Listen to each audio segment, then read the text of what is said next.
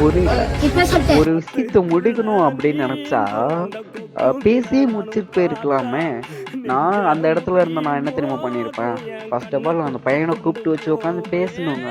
அந்த பையன் என்ன பண்ணிக்கிட்டு இருக்கான் அப்படின்னு சொல்லிட்டு பேசி வச்சுட்டு முடிச்சு வச்சுட்டு போறதை விட்டுட்டு அடிக்கிறதுனாலையும் வெட்டுறதுனாலையும் குத்துறதுனாலையும் நீங்க வந்துட்டு எதுவுமே மாற போறது கிடையாது. அதுதான் என்னை பொறுத்தளவுக்கு. இப்போ என்னன்னு கேட்டிங்கன்னா, இந்த பையன் இவங்க 2 பேருமே வந்துட்டு எப்படி சொல்றது, ஒரே இடத்துல தான் ஒர்க் பண்ணியிருக்காங்க. ஒர்க் பண்ணிட்டு இருக்கும்போது 2 பேருக்கும் லவ் பண்ணியிருக்காங்க. லவ் பண்ண பிறகு வந்துட்டு எங்க வீட்லலாம் அவங்க வந்து ஏத்துக்க மாட்டாங்க அப்படின்னு சொல்லிட்டு ஓடி போய் கல்யாணம் பண்ணிக்கலாம் அப்படின்னு சொல்லிட்டு ஒரு முடிவு. அப்படின்னு இருக்கும்போது திடீர்னு என்னன்னு தெரியல, வீட்டில் எதுவும் மாட்டிக்கிட்டாங்களா என்னன்னு தெரியல. அடி அடின்னு அவங்க அப்பா அந்த பொண்ணை போட்டு அடிக்கிறாரு. அப்படி அடிச்ச பிறகும் அந்த பொண்ணு சொன்ன வார்த்தை என்ன தெரியுமா?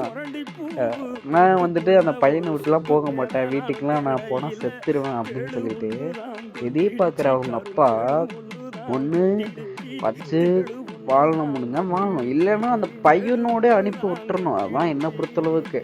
மனசார 2 பேரும் விரும்புனாங்கல்ல, அப்படியே அனுப்பி விட்டுருங்க. இதுக்காக போயிட்டு ஏன் இப்படி பண்றீங்க? எனக்கு ஒன்றும் புரியல. அந்த பொண்ணு தான் நீங்க யாருமே வேண்டாம், நான் அந்த பையன் கூட இருந்துக்கிறேன்னு சொல்லிச்சுல, அப்புறம் என்ன உங்களுக்கு இதுக்கு மேலேயும்?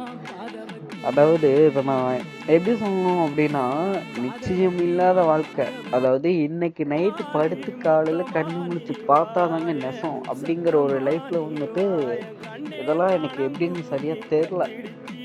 அதாவது இவங்க வந்துட்டு எப்படின்னா 2 பேரும் மனசார தான் வந்து காதலிச்சிருக்காங்க. அந்த அளவு வந்துட்டு எல்லாத்துமேலேயும் வந்துடாதுல்ல.